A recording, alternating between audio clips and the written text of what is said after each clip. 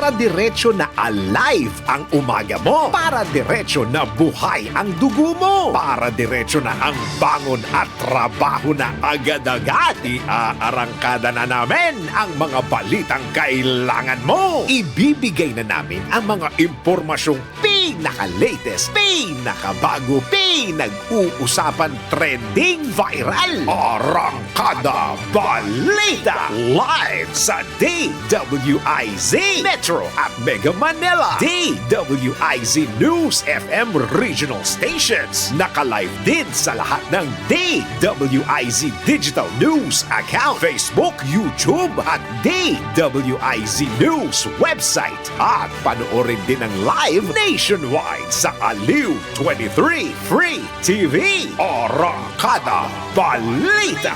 Arangkada na sina Drew Nasino at si Ate Juday, Judith Estrada Larino. Gising ang morning mo sa Arangkada Balita. Muli po isa pong magandang morning muli Luzon, Visayas, Mindanao, Mega Manila sa buong bansa sa buong mundo. Ngayon pong araw na ito, araw na po ngayon na Miyerkules, August 21, 2024. Silipin na po natin mga umaarangkada ang ulo ng mga balita. Arangkada Balita. Vice President Sara Duterte at Senador Risa Ontiveros nagkainitan, nagkasagutan sa gitna ng budget deliberation.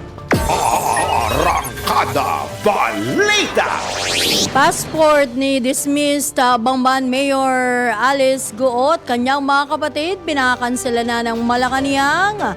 PAOK giniit na mananagot pa rin ang pinatalsik na alkalde kahit magtago sa ibang bansa. Arangkada Balita. Pinagding na hakbang kontra African Swine Fever, ipinatupad na ng National Meat Inspection Service. Lalawigan ng Quezon, pinag-aaralan na rin magdeklara ng state of calamity dahil sa ESL. Arangkada Balita. Balita sa ibayong dagat, 5 katao patay sa pagsabog sa isang pabrika dyan sa China. Arangkada Balita. Sa sports, 4 na teams magtatapat sa kauna-unahang season ng Pro Pool League sa Pilipinas. Arangkada Balita. Sa balitang showbiz, Priscilla Mireles na nakawan sa isang grocery store sa Taguig City. Arangkada Balita. At ang tabayanan maya-maya sa viral na balita makakaabot kakaibang wedding souvenir ng isang couple. Alamin natin, kinaliwanwayan ng mga netizen. Drew Nasino at si Ate Juday. Arangkada Balita. Sa oras na 6 na sandali makalipas po ang alas 5 na ng morning, kayo po ay nakatutok dito pa rin sa Impila May Todong Lakas, DWIC 882 at LU Channel 23. Kami po ang inyong makakasama hanggang alas 6 po tayo. Magandang umaga po at happy midweek. Ako po ang inyong lingkod, Judith Estrada Larino. At Drew Nasino. Arangkada Balita. Sa detalye ng mga umaarangkadang mga balita, nagkainitan sina Vice President Sara Duterte at Senator Risa Ontiveros sa pagdinig ng Senado sa 2025 proposed budget ng Office of the Vice President.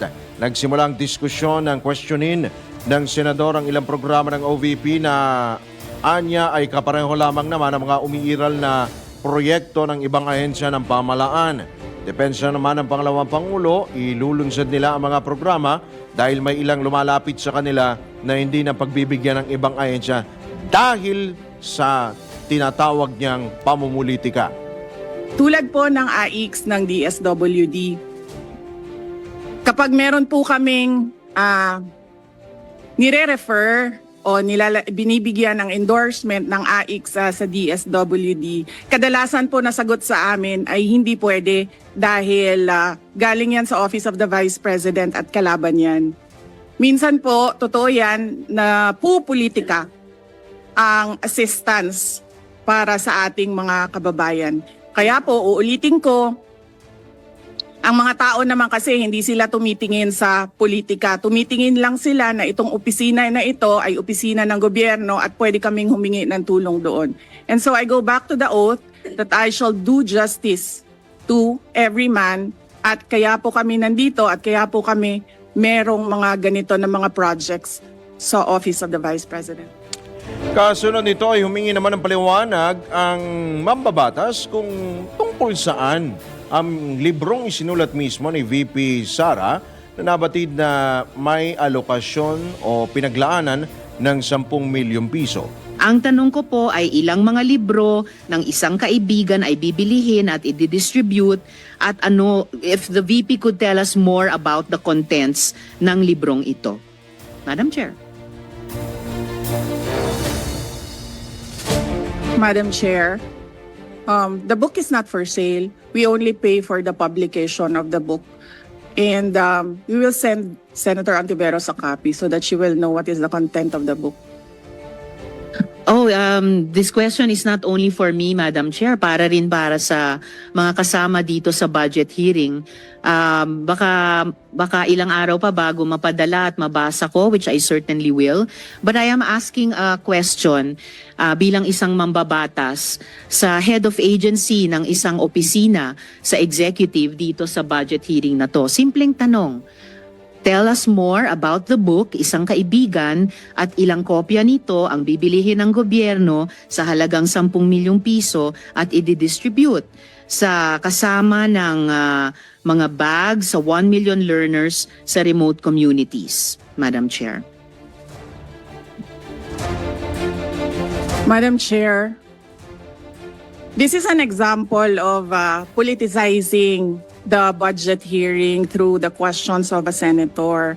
Ang problema niya kasi, nakalagay yung pangalan ko doon sa libro. At yung libro na yan, ibibigay namin doon sa mga bata. At yung mga bata na yan, may mga magulang na boboto. At yung pangalan ko ay nagkalat doon sa kung saan man ibibigay yung libro. Madam Chair, we commit to send tomorrow everyone in this room a copy of the book. Madam Chair, hindi ko maintindihan yung ugali ng ating resource person. It is a simple question. Paulit-ulit na this is politicizing. Ang VP ang nagbanggit ng salitang boboto. Wala akong sinabing boboto. I'm simply asking, hindi ko ma-imagine we're making so much trouble, so much fuss about a 10 million peso item na itinatanong ko lang simpleng, what is the book about? At ilang kopya ang bibilihin ng gobyerno sa halagang 10 milyong piso at i-distribute. I don't appreciate this kind of attitude, Madam Chair. Usually, ang resource persons natin ay nagbibigay ng parehong institutional courtesy sa legislature na ibinibigay natin sa executive. I don't appreciate this kind of attitude. Tolentino, do you have Madam Chair? Madam Chair. Yes, Madam Chair. Hindi ko rin maintindihan ang ugali ni Senator Risa Ontiveros. And I do not appreciate, ano yung sinabi niya? I do not appreciate this kind of behavior and attitude. Nagpatuloy pa ang mainit na diskusyon ng dalawang opisyal ang mabanggit naman ni VP Duterte na si Senador Ontiveros ang una sa umatake sa kanyang amang si dating Pangulong Rodrigo Duterte nang manalo ito sa eleksyon. Kaya naman namagitan na si Senate Finance Chairperson Grace Poe at iginiit na ang diskusyon ay dapat na manatili lamang na umiikot sa budget ng OVP. With due respect to our resource persons and also our colleagues, I think this doesn't really, I understand there's history among all of us here, but I think that we should really stick to the budget. And I think this is just being very objective. I would like to ask also, since we're going to be furnished a copy tomorrow, we can look at it and evaluate what the content of the book is. But maybe just a general, we won't ask line by line, ano ba yung libro na yan. But tell me, is it for good manners and right conduct? That's fine. Is it science? Is it history? So maybe just a general one, so we can just answer it. Because I understand that every office will have its own advocacy and initiative. So, but then, I don't think it's also wrong for us to be curious what it is about. So just a general one. Any of the undersecretaries can tell me what the topic of the book is? Is it history? What is it? Madam Chair, the explanation is in the title, Isang Kaibigan. It's about friendship. Okay. Then that's for the record. It's about friendship. Madam Chair, just the last point. Okay. So kung sana ganun yung naging sagot sa simula pa, 'di ba? Napakasimple. Simpleng tanong, dapat simpleng sagot. Nagkwento pa ng kwento na sinabi dati na walang kinalaman sa tanong ko. Just for the record, as a last point, Madam Chair, this is public funds and we're making inquiries about them. Budget hearing po ito. Hindi po lahat about you. Pera po ito ng taong bayan. Okay. For the record, I Madam think Chair. let's Thank not you, get Madam Chair. personal. Ay, tapos na pala. Ay, pala. Yan po ang mainit na diskusyon dyan po sa Senado. Yan po ang napakinggan at inyo po nato ngayon sina Vice President Sara Duterte at Senators Risa Ontiveros at Grace Poe. Arangkada Balita! O sa kaugnay na balita, matapos nga ang mainit na diskusyon ni na Vice President Sara Duterte at Senador Risa Hontiveros, sinubukan naman itong Senador Alan Peter Cayetano, wow gentleman, na pababain ang tensyon sa pagdinig. Ayon kay Senador Cayetano, bagamat naiintindihan niya kung saan ang gagaling ang mga sinasabi ng pangalawang Pangulo na tila pinupolitika ang hearing. Dapat anyang mapag-usapan ng mahinahon ang budget. Iginit pa ng Senador na kakampi man o kalaban, ang mga dumadalo sa pagdinig ay nais niyang maramdaman ng mga ito na welcome sila sa Senado. I'd also like to note that although as a senator, naintindihan ko si Senator Risa na siyempre mas gusto kong cordial yung sagutan. But we also have to take into context that this is both legislative and political. And there are attacks against the Vice President regardless saan nanggagaling. So, a little bit of latitude dahil we want kakampi man o kalaban to feel welcome. But I agree with Senator Risa naman na, how do we make it more cordial, no? So, Madam Vice President, may I ask just one question? Actually, two eh. One, nag-lunch na po ba kayo? And, Yes, Senator Cayetano, nag-lunch na po ako. And I'm very cordial Yes, when it ma'am. comes to international diplomatic relations. Gusto nyo i-discuss natin yung No. West Philippine Sea. Yes. But hindi kasi ako plastic na tao. no, I agree with you, ma'am. That's why Ano daw? Hindi daw siya plastic na tao. West Philippine Sea? Yung O pala na lang. yun. Yung pala. Yan po ang tinig ni na Vice President Sara Duterte at Senador Alan Peter Cayetano. Arangkada Balita! Sa iba pang paksa ng mga balita, ipinag-utos na ng Malacanang ang pagkansela sa pasaporte ni dismissed Bamban Tarlac Mayor Alice Guo. Nakasad sa liham na ipinadala ng palasyo sa Departments of Foreign Affairs at Department of Justice na kanselahin na ang pasaporte ni Alice Guo o Guo-Aping, gayon din ang pasaporte ng kanyang mga kapatid na sina Wesley at Sheila Leal Guo at Catherine Cassandra Ong. Matatandaang naglabas ang arrest warrant ang Senado laban kay Guo at sa kanyang pamilya at pinasight in contempt na rin ng Kamara dahil sa patuloy na pangiisnab nito sa pagdinig ng Kongreso. Bukod pa ito sa isinampang kasong kriminal laban sa kanya dahil naman sa qualified trafficking at iba pang mga kaso na may kaugnayan sa Pogo. Arangkada Balita! 8 minuto makalipas ang 5:00 ng umaga. Kinumpirma naman ng Presidential Anti-Organized Crime Commission na nasa Indonesia na si suspended Bamban Tarlac o sinibak na alkalde ng Bamban Tarlac na si Alice Guo. Sa panayam ng DWIZ, sinabi ni PAOK spokesman Dr. Winston Casio na nagtungo si Guo sa 3 bansa sa Southeast Asia at nitong Agosto 18, huling nakita ang pinatalsik na alkalde sa Indonesia. Sa ngayon, inaalampaan nilang PAOK kung kailan nakaalis ng bansa ang alkalde. Dumipensa naman ang Bureau of Immigration sa mga paratang sa kanila na hindi nakuhanan si Guo dahil dumaan ito sa blind spot ng airport o lugar na hindi hagip ng CCTV. Ang sigurado tayo, magmula Denpasar sa Bali, Indonesia, lumipad siya papunta ng Malaysia noong July 17 at lumapag po siya ng early morning of July 18. So ang ibig sabihin po noon, hindi natin alam kailan siya talaga nakaalis ng Pilipinas. Inaalam pa po natin yon sapagkat hindi nga po talaga siya dumaan dito sa immigration procedures po natin. Tapos bumaba po siya ng Indonesia, Batam, Indonesia noong August 18 lamang, noong isang araw. Via Singapore. Tumawid po siya via ferry. Yan po naman ang tinig ni PAOK spokesperson Dr. Winston Casio sa panayam ng DWIZ. Arangkada Balita! Samantala sa pagkakataon ito, alamin po natin ang ilang pag-uulat buhat sa labas ng himpilan.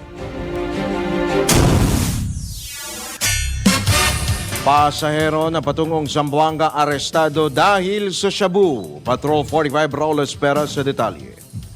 Arestado ng pinagsanib na puwersa ng Philippine Drug Enforcement Agency National Capital Region at ng Ninoy Aquino International Airport Drug Interdiction Unit ang isang 44 na taong gulang na pasahero matapos na makumpiska ang 2.2 grams na hinihinalang droga at may kaukulang halaga na 14,960,000 pesos. Lumalabas na ang pasahero ay naaresto sa NAIA Terminal 3 nang makita sa kanyang pag-iingat ang shabu at ito ay nakilalang si Daub Yusuf Abdullah, isang pasahero ng Cebu Pacific Airlines 5J851 patungo ng Zamboanga.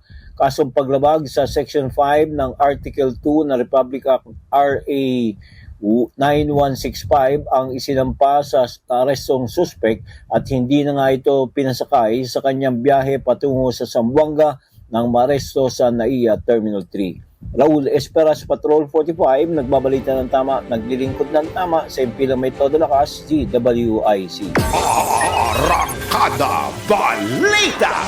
Sa iba pang balitang hatid ng ating DWIZ Patrol, Ombudsman at DILG Secretary pinagkokomento sa petisyon nitong si Cebu City Mayor Rama. Alamin po natin ang kabuang report. Ihatid ni Patrol number 5, Ayaw Pangko. Ipinagutos ng Korte Suprema na magkomento sina Ombudsman Samuel Martires at kalihim ng Department of Interior and Local Government Benjamin Abalos sa petisyon ni Cebu City Mayor Rama na kumukwestiyon sa kanyang preventive suspension. Sinuspindi ng Ombudsman si Rama dahil sa paglipat ng mga opisyal ng Cebu City Assessor's Office na may tuturing umanong constructive dismissal. Ayon kay Mayor Rama, labag sa saligang batas ang paggamit ng Section 24 ng Ombudsman Act at Section 0 Rule 3 ng Rules of Procedure of the Office of the Ombudsman sa mga lokal na halal na opisyal na kagaya niya. Hiniling din ni Mayor Rama sa Korte Suprema na bawiin ang utos ng Ombudsman na patawan siya ng preventive suspension. Binigyan ng mga respondent ng 10 araw para magsumite ng kanilang mga komento. Ito si Patrol number 5. Ayaw pa ako para siyempre ng metodo ng lakas. DWIC. Nagbabalita ng tama, naglilingkod ng tama. Arangkada Balita!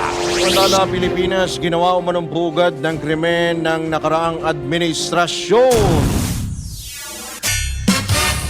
Sinong nagsabi niyan, Patrol 30 Jelly Mendez? Naniniwala ang mga mambabatas sa mababang kapulungan ng Kongreso na ginawang pugad ng krimen ng nakaraang administrasyon ang Pilipinas. Ito ang binigyan diin ni House Committee on Overseas Workers Affairs Chairman at Tingog Party List Representative Jude Asidre sa naging pagpupulong ng Kamara hinggil sa pag-alis ng Pilipinas ni dismiss Bamban City Mayor Alice Go. Ayon kay Representative Asidre, kailangan ng malalimang investigasyon ng Quad Committee upang malaman ang katotohanan at matukoy ang mga sangkot sa iligal na operasyon ng POGO o Philippine Offshore Gaming Operators sa bansa. Katakataka para sa mambabatas dahil kung walang kinalaman sa POGO si Go, bakit ito umalis ng bansa? Naniniwala si Representative Asidre na posibleng sangkot at nakikipag-ugnayan sa mga sindikato ang gobyerno ng Duterte administration dahil sila pa noon ang nagre-regulate sa mga POGO hub sa bansa. Iginiit ng kongresista na dapat malaman ng Kongreso kung sino ang dapat managot dahil tila ibinebenta ang Pilipinas sa ibang bansa para gawing pugad ng krimen. Ito si Patrol 30 Jella Mendez nag-uulat para sa Impilang May Todong Lakas sa DWIZ. Nagbabalita ng tama, naglilingkod ng tama.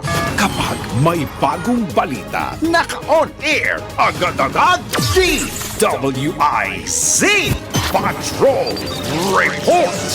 Samantala, ang halos 20 taong pagtatago ng most wanted person dyan sa Navotas natapos na. Alamin po natin ang kabuuang report hatid ni Mama Beth Samson. Mama Beth, good morning. Good morning. Sa kulungan ng bagsak ng 3 katao na pawang wanted sa kasong murder ng madakip ng pulisya sa magkahiwalay na manhunt operation sa Navotas City.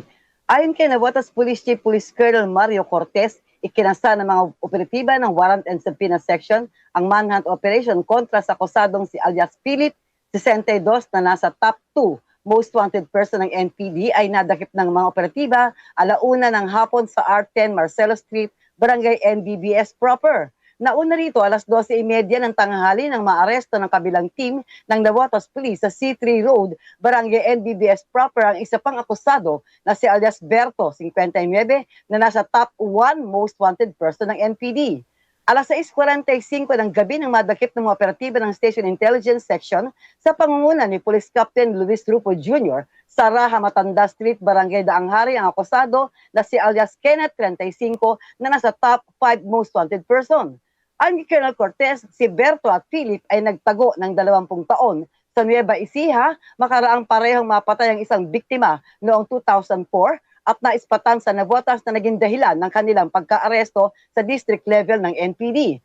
Ang 3 akusado ay dinakip ng pulisya sa bisa ng warrant of arrest na inisyu ni Presiding Judge Roda Magdalene L. Mapili Osinada ng Regional Trial Court Branch 170, Malabon City noong August 13, 2024 para sa kasong murder. Pansamantala namang nakapiit ang mga akusado sa Custodial Facility Unit ng Navotas Police habang hinihintay ang pagpapalabas ng commitment order mula sa hukuman.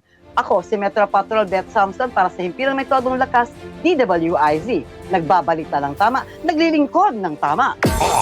Arangkada Balita. Pagbabalik po ang Arangkada Balita, makalipas lamang po ang ilang mga paalalaang oras. 27 sandali makalipas ang alas 5. Drew Nasino at si Ate Juday. Arangkada Balita. Alright, tayo po ay nasa ikalawang sigwana na po ng Arangkada Balita sa oras ng ganap ng alas 5:33 na po ng Wednesday morning, pang August 21, 2024. Sa pagkakataon ito, tayo po ay pinalad sapagkat makakausap po natin ang kalihim po ng Department of Health. Nasa kabilang linya po natin si Secretary Ted Herbosa. Magandang umaga po muli, Secretary Ted. Welcome po muli sa DWIZ LU Channel 23. Magandang umaga at ako'y nagagalak na makapanayam kayo dito sa DWIZ. Opo, salamat po sa Sek, pagpapaulak namiss po namin ninyo. kayo. Namiss natin si Sek, no? Oo nga. Ang tagal na natin na-interview na huli. Hindi nakakausap si Secretary. Pero busy-busy naman kasi. Oh, tsaka budget may budget hearing pa. Hearing, no? Di ho ba, Secretary? Tama kayo. Napaka-busy ng trabaho ng isang kalihim ng kagawaran. Mas madali yung trabaho ko noon nung time na. Pero mas maganda naman ngayon, Straight Sec, from the kasi, horse's oo, mouth.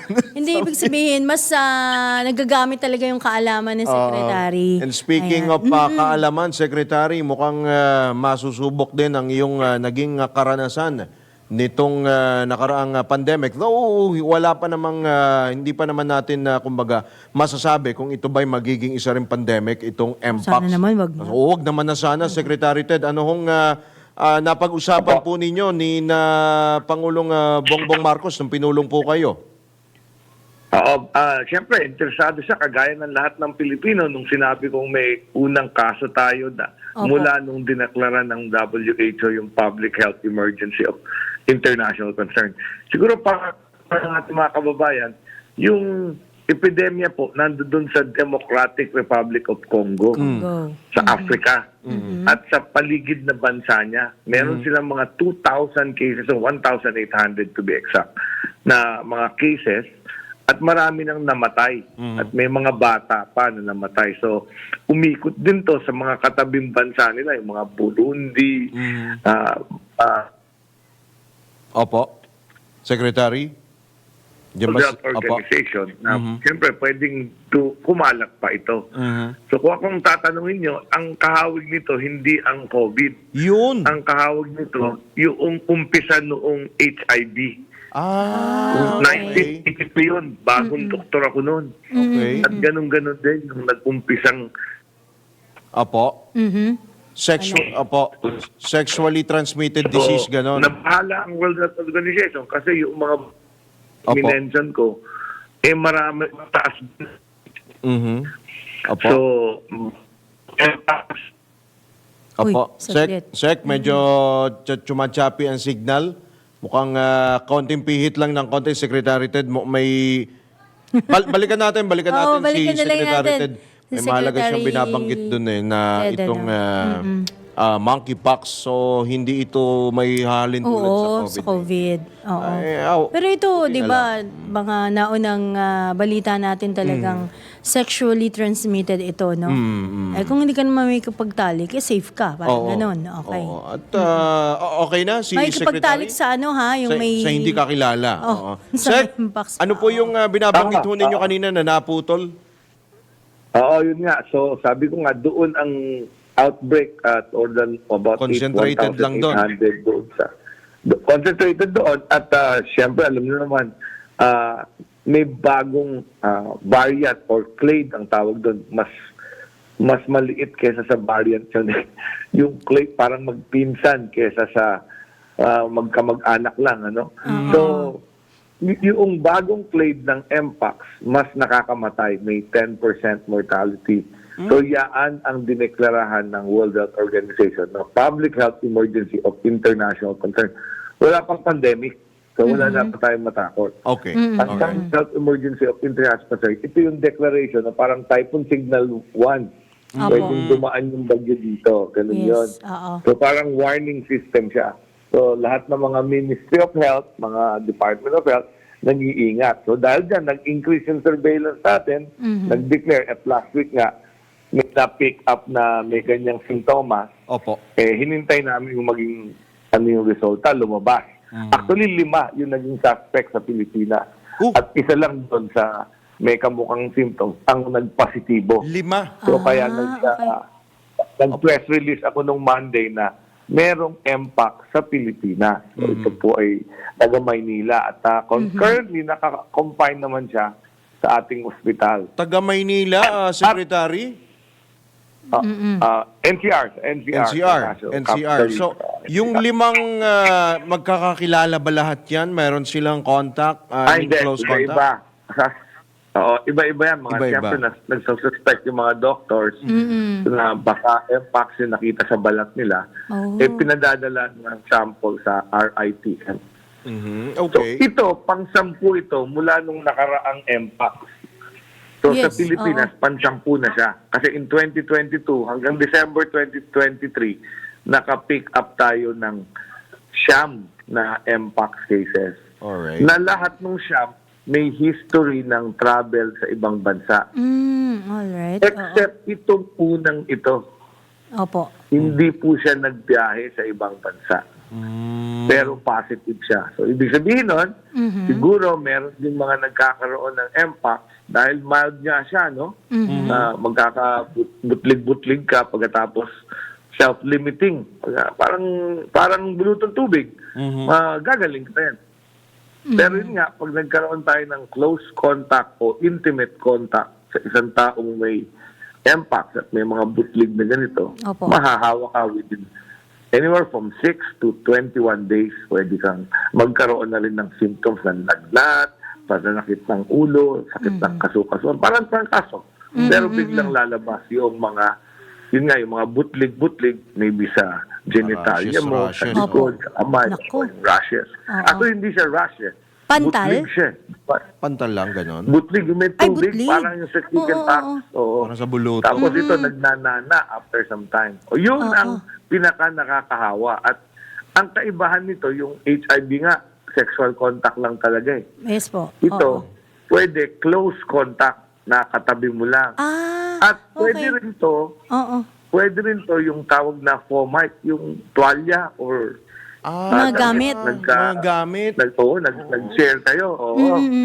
Pwede ka rin kasi yun, at saka nagsususpect sila dahil sa Africa, may mga bata. Hindi naman siguro nag-sex yung mga bata. Yeah. Na Alright. close contact, so parang droplet. Baka posible rin. Talsik na kung ng laway, ay ganon. infected.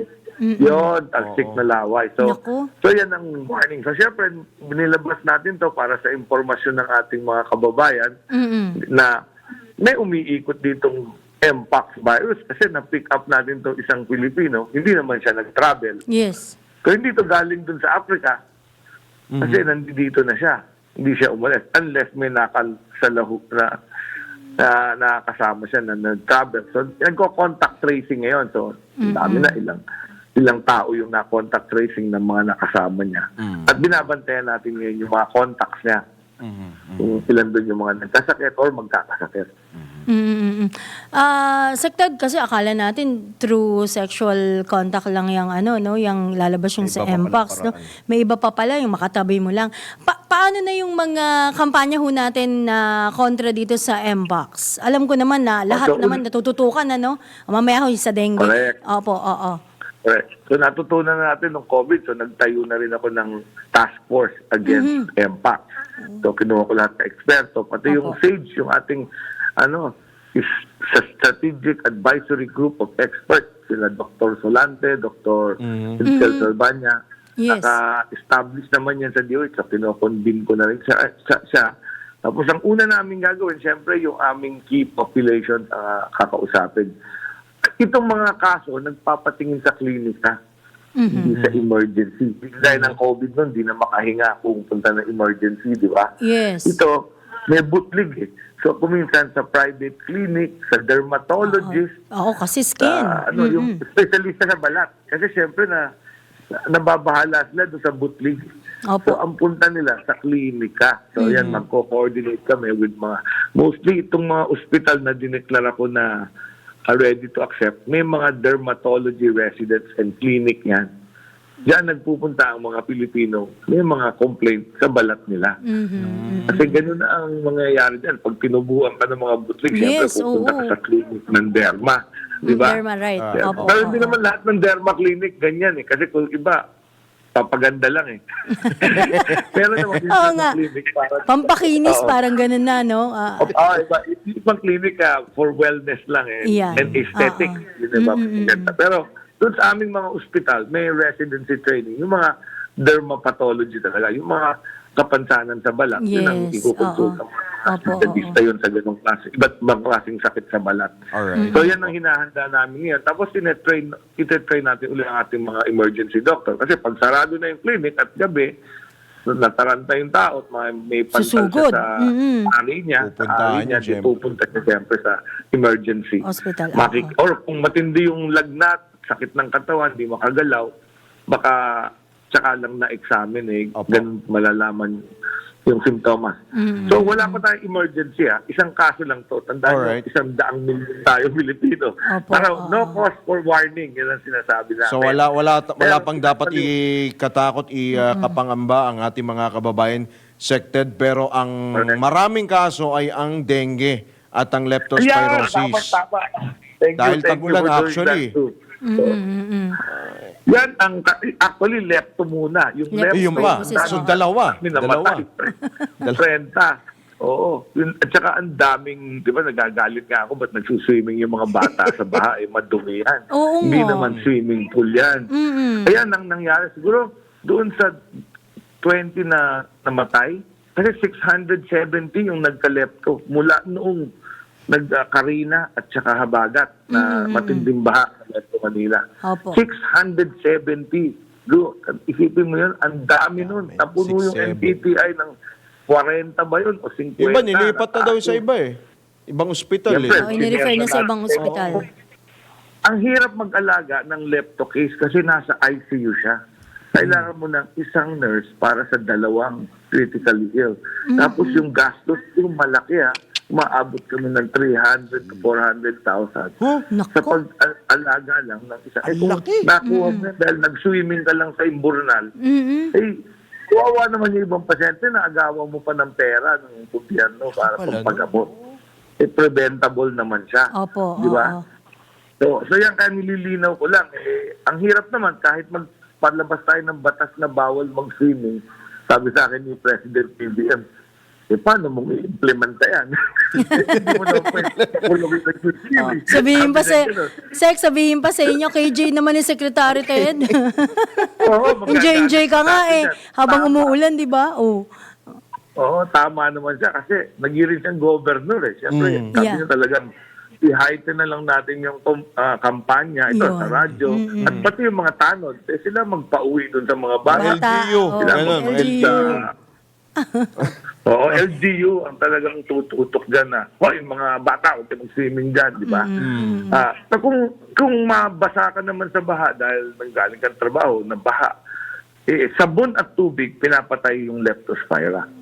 Kailangan mo lang ng antibiotic kung ikaw may sugat sa paa or may yung matagal kang nababad kaya yung mga nagre-rescue yan. Binibigyan natin ng antibiotic. Pero sabon at tubig, mga kababayan, pag nabaha ka, shower ang diretso mo, magsabon Totoo kang yan. maigit na makita yung mikrobyo.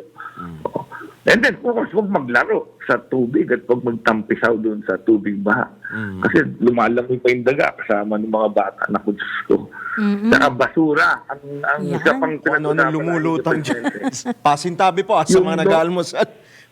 Kasi yung baha ang pinag-uusapan. yung pagdami ng lepto, ang katapat nun, pagdami ng daga. Yung pagdami ng daga dahil sa solid waste natin. Dahil din sa basura napapabayaan. talaga. Basura. Ayan. Kung yung kalinisan talaga ang ang ng kalusugan natin, magme-maintain na. Pagka madumi ang paligid, ayan. Kasi nung bata ako, lumulutong naman ako sa baha eh. Pero nung araw, sabi ko, Mr. President, merong Metro Aid nun eh. Oo. Malinis ang Maynila. Malinis naman yun nung araw eh. Malinis naman eh. Oo. Oo. Eh, ngayon, ibang kulay na eh. Iba na kulay ng tubig eh. Sected eh. Matindi na sa itim, tsokolate ba o ano nang pinagalo-halo Dati dyan? may mga tumatalon pang isda kapag bumaba eh. Pag nasisira yung mga Tama. palaisdaan. Tama. Eh, iba na eh. Ngayon, oo. Alam na. Ngayon, hindi, iba talaga. At saka nakikita nyo, may baha, lumulutang din yung Yuck. yung Oo. basura. At yung Yes, basura din yung oo. bumabara doon sa mga drainage. Tama. Kaya tumatagal yung baha. So, I think behavior ng tao, sabi ko nga, Mr. President, ang kailangan dito talaga solid waste management Yeah. na magaling. Opo. Pag Correct. tag-ulan na, dapat yung mga nakatambak na basura na hahakot kaagad at tayo, naglilinis tayo ng mga kalat sa palipaligid. Yun, tapos yung dengue, Dengue tumataas pa. talaga. Magde-declare ka na ba Season ng naman outbreak? talaga. Season, ayoko na mag-declare ng outbreak kasi na-realize ko yung mga tao, nung nag-declare ako ng MPAX, parang na post-traumatic stress yung mga tao. Ang tanong sa akin, Secretary, magmamas na ba tayo? Bawal na ba mag-travel ulit? So, sabi ko, teka muna, ano lang to parang Precautionary, kumbaga. para tayo na-traumatize kasi doon sa Oo. COVID. Yes. Which is true. Totoo Totoo naman. naman. Lahat tayo na-traumatize. At isa nga ako sa spokesperson noon para nagbibigay ng kaalaman. So ngayon, mataas na talaga ang dami na nagkakadengue. And ang sasabihin ko lang, season ng dengue. Ito yung panahon ng dengue pag tag-ulan. Kaya dapat mag-ingat. Anong pag-iingat? bawasan yung mga pagpupugaran ng lamok at pagdami ng lamok. Gaya nung sa lepto, bawasan yung basura para hindi dumami yung dagat, walang makain. Ito naman yung tubig na nakaimbak, yung mga timba na nakabukas. Yan, linisin yung mga kanal, yung mga alulod ng bahay. Kasi pag dumami ang lamok, dadami ang may dengue. So yan ang mensahe ko lang sa mga kababayan natin. Pataas ng pataas po yung mga kaso ng dengue at ang dami ng LGU nagdeklara ng kalamidad sa dami ng pasyenteng may dengue sa kanilang mga kalamidad, sa kanilang mga lugar. So, yan season na po. Talagang ang maganda, Drew, tsaka meron na tayong pan-test, yung NS1. Parang rapid antigen kit, parang test kit. So sa ER, na-test na namin yung bata kung dengue nga yung lagnat niya at rashes. Kung negative yun, pinauuwi na lang. At kung positive naman, depende kung mild, moderate o severe, babantayan yung platelet niya. So, mababa yung namamatay kasi gumagaling na kaming mga doktor sa paggamot ng dengue. Pero ang dami pa rin. So, paalala, lamok lang ang kalaban dito eh. Lamok lang. At saka siguro dapat nag-long sleep yung mga bata para day biting kasi yung mosquito, yung Aedes aegypti.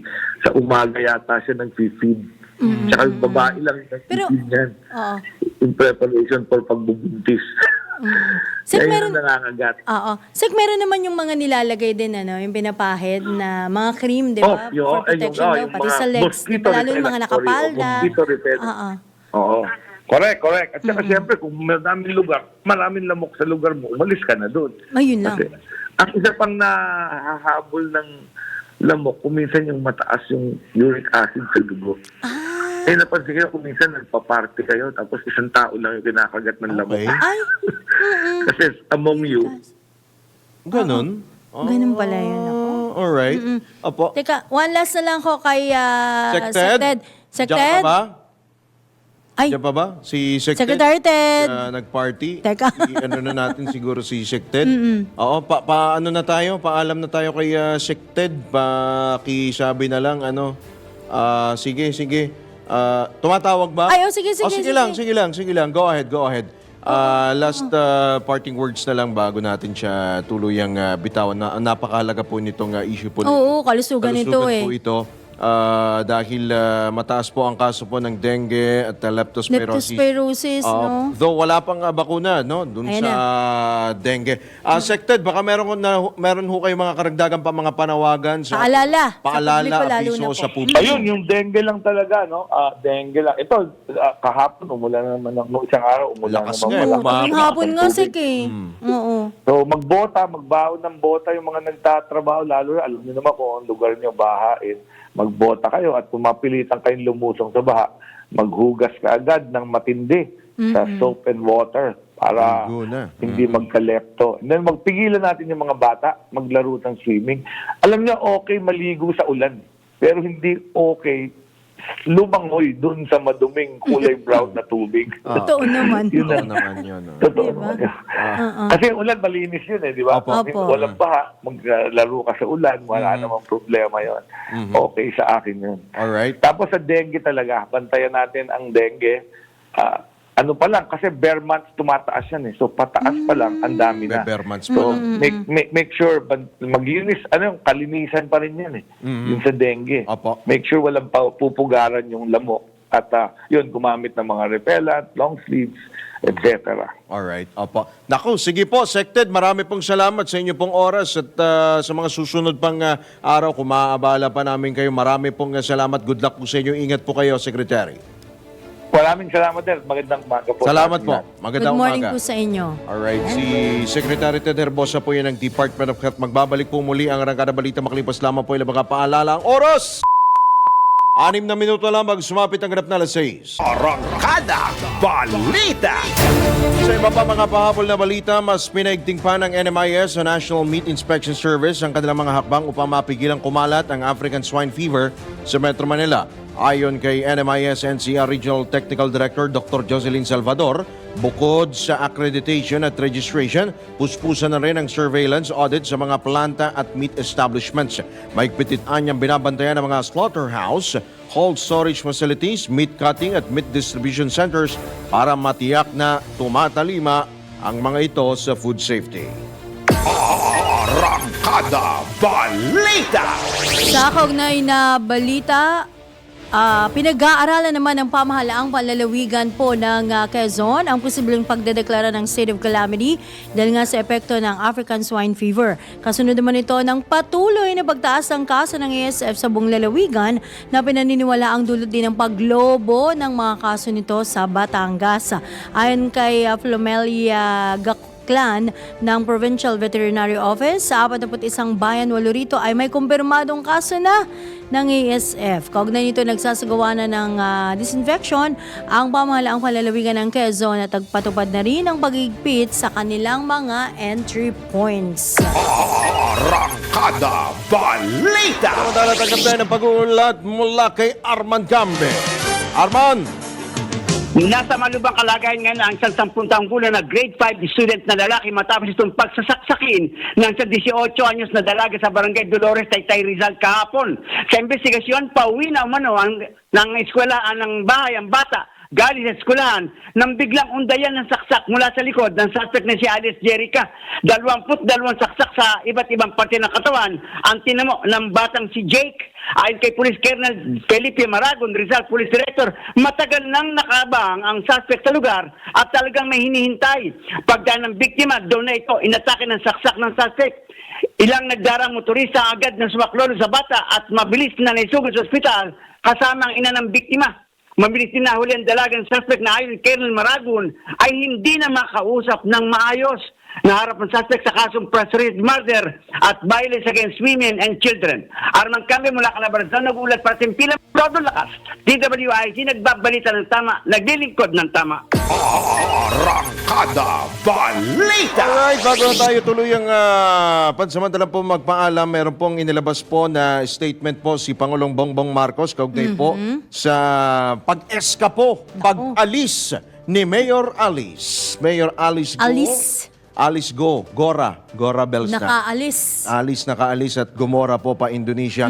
Ayon po kay Pangulong Marcos, may gugulong po at may mananagot sa pag-alis nga po, yung pagtakas nga po ng dismissed mayor po ng Bamban, Tarlac. At antabayanan po natin ang mga pinakabago pong detalye, mga karagdagan po mga detalye kaugnay po sa isyong yan. Ang tinutumbok po nito pong pahayag po ay ang Bureau of Immigration Hindi daw nakikip ng camera. No? Yes, Bureau of Immigration at Civil Service Kaap. So sila pong dalawang ahensya ang tinutumbok po nitong pahayag po ng ating po Pangulong Bongbong Marcos. Alright, sa ngalan po ng buong tropa ng DWIZ at Live Channel 23, kami po ang inyong mga naging tagapagatid balita. Ako po muli ang inyong lingkod, Judith Estrada Larino. At Drew Nasino nagbabalita ng tama. Naglilingkod ng tama. Susunod na usapang tol kasama sina Senator Francis Tol Tolentino at Cecil Villarosa. At pagkatapos naman po niyan, panibang bugson ng balitaan, kasama naman si John Ibanez sa Pasada Balita. Para diretso na alive ang umaga mo. Para diretso na buhay ang dugo mo. Para diretso na ang bangon at trabaho na agad-agad. Iarangkada na namin ang mga balitang kailangan mo. Ibibigay na namin ang mga impormasyong pinaka-latest, pinakabago, pinag-uusapan, trending, viral. Arangkada Balita. Live sa DWIZ Metro at Mega Manila. DWIZ News FM regional stations. Naka-live din sa lahat ng DWIZ Digital News account, Facebook, YouTube at DWIZ News website. At panoorin din ang live nationwide sa Aliw 23 Free TV. Arangkada Balita. Arangkada na sina Drew Nasino at si Ate Juday, Judith Estrada Larino. Gising ang morning mo sa Arangkada Balita. Live araw-araw, Monday to Friday, 5 a.m.